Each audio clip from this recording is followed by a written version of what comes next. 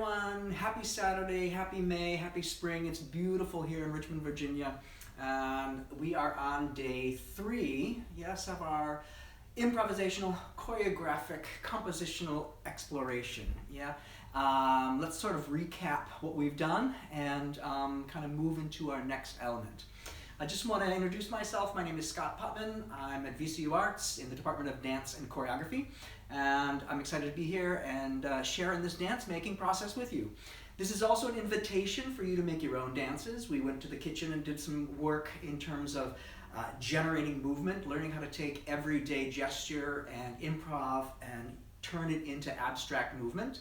And then yesterday we dealt with the element of space, and we were in the living room back there dealing with our space and kind of looking at our high space, middle space, low space, how we expand and contract space as a way of experimenting and developing movement and really finding new ways of exploring our bodies in space.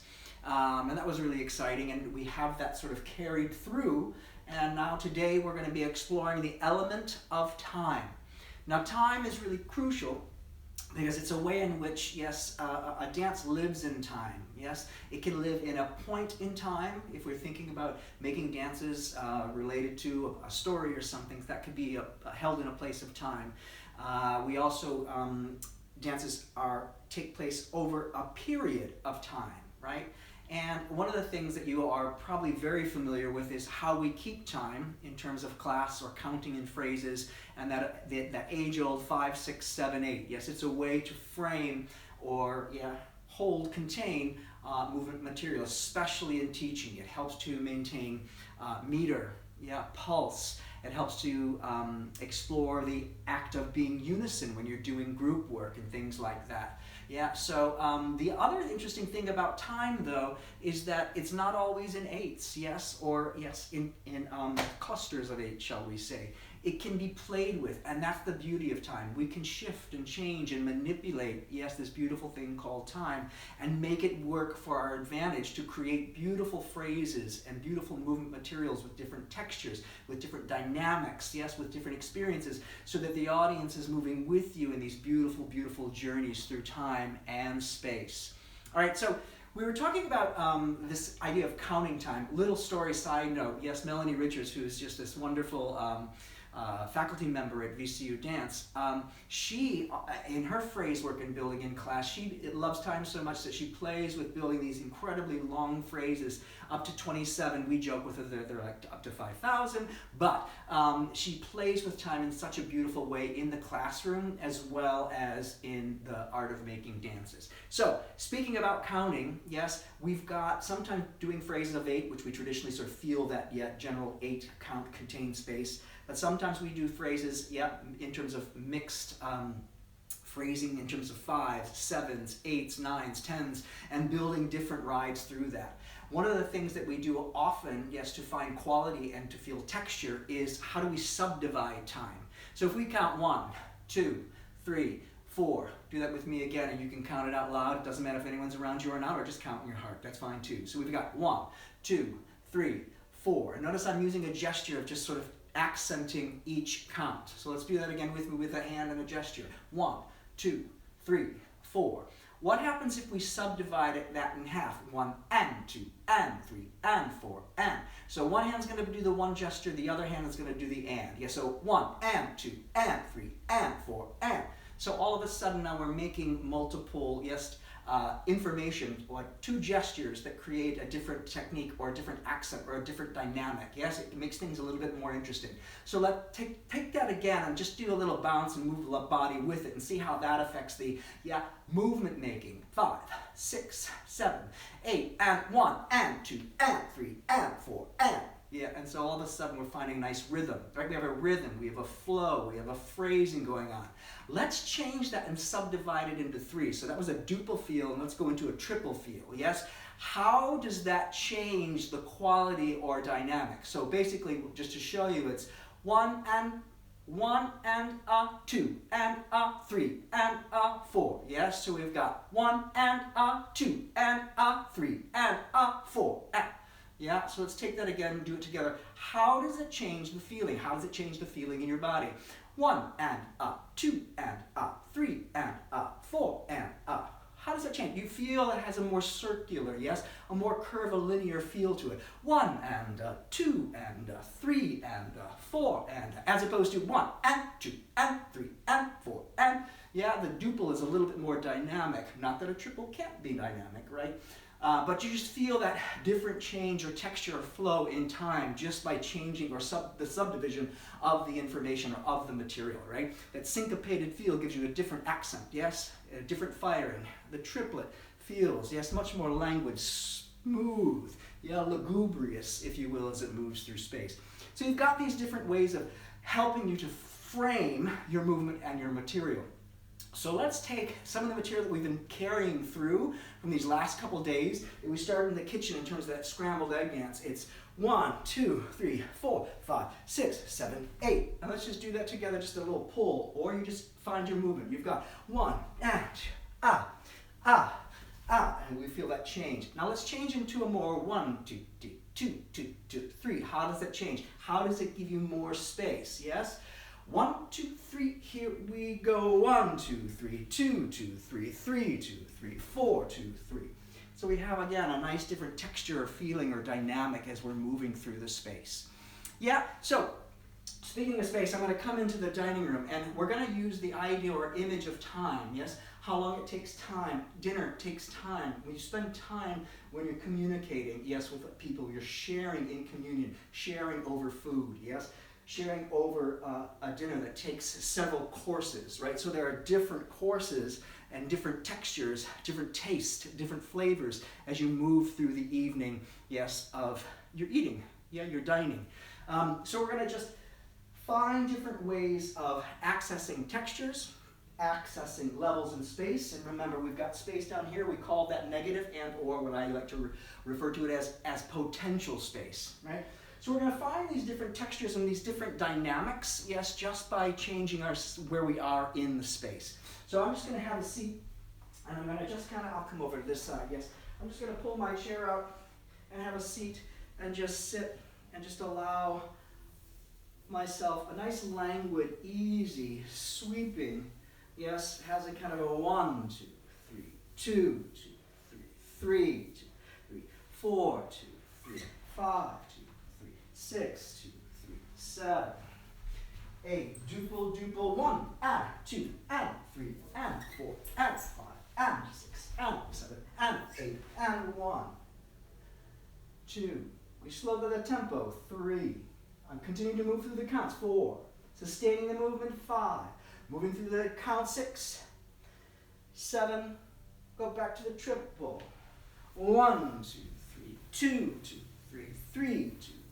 4, 2, 5, 2, 3, 6, 2, 3, 7, 2, 8, 2, 3, 1, and 2, and 3, and 4, and 5, and 6, and 7, and 8, and 1, 2, 3, 4, 5, 6, 7, 8, 1, 2, 3, 4, 5, 6, 7, 8.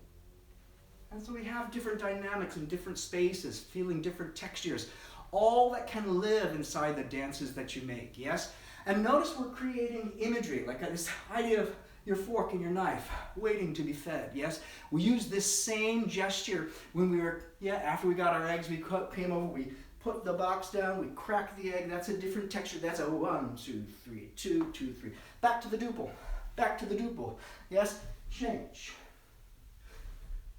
So you play with time, how fast, how slow, how subdivided, how do you move through all of that material, linking everything up. And that's the beauty in how you can find the interconnected pieces and parts of phrasing that create transitions from one idea to the next, one image to the next.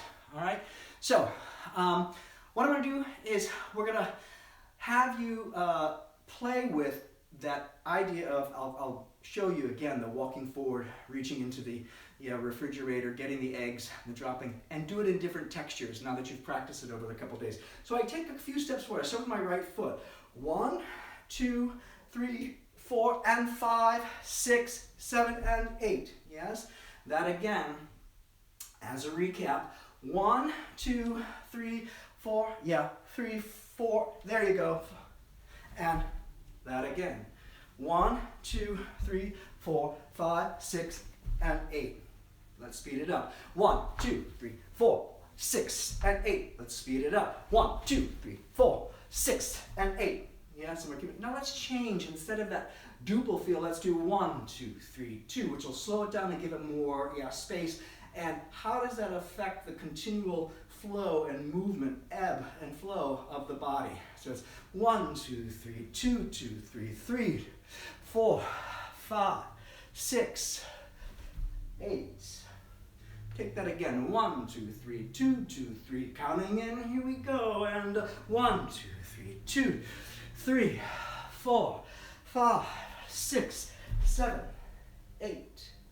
Yeah, so you're playing with different textures. All of a sudden, the movement, the material looks different. It looks slightly shifted, slightly altered, slightly developed, right? And so you can have sometimes, if you have two dancers doing one in a duple, doing one in a triple, feel and just feeling this juxtaposition, this counterpoint, if you will, with the sound. That's what's beautiful about the sound I'm going to be using from Robbie Kinter, our musical director, and from his band, Yes, Conscious Pilot.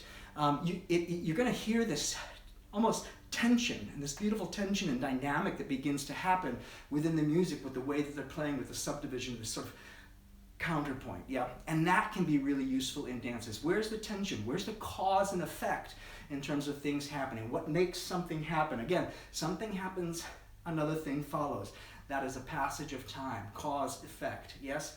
So I'm going to do a little bit of a dance for you with his sound, and we'll kind of meet back at the other side of this and have a little check-in with you. All right, so here we go.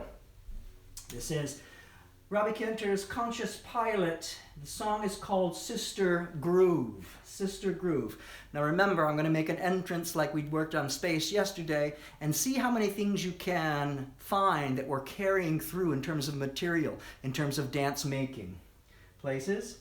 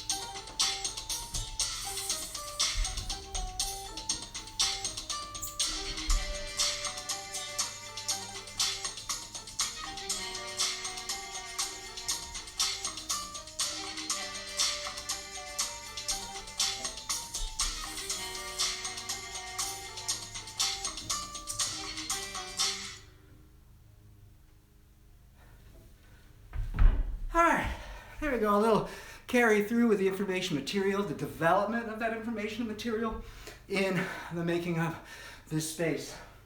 This time you can see we are really moving into high, middle, and low spaces and really changing quality. One of the things that's really, really important, and I think my students can contest to this, me saying is, what is your dynamic variance? Is there dynamic variance? Does everything just feel flat, or are there these ebbs and flows where you're really playing with texture, dynamic, range of physicality, and phrasing? Phrasing is so crucial. So, on that note, I'm going to phrase on out of here. Enjoy the rest of your day. And remember, make some dances. Take some of these ideas, this idea of abstracting movement through gesture, right? And then taking it and exploring how do you expand and contract that space. And then when you do that, how do you play with the time? Where do things fall in time in a dance? And really discover how that can move your dance making forward, as you explore. Always asking yourself questions, How is this happening? Why is this happening? Where in space is this happening? Does it need to be fast? Does it need to be slow? What's the texture? What am I going after? What's the dynamic? And play. We've been talking. Play, play, play, play. All right, so go out on your Saturday, have a great time, play, and remember, get some sun, be well, yes, and take care. Make your dances and have a fantastic day. I'll see you tomorrow, 1 o'clock, and tomorrow we're going to go into more intimate spaces, the bathroom. Yes, I'll see you then. Ciao.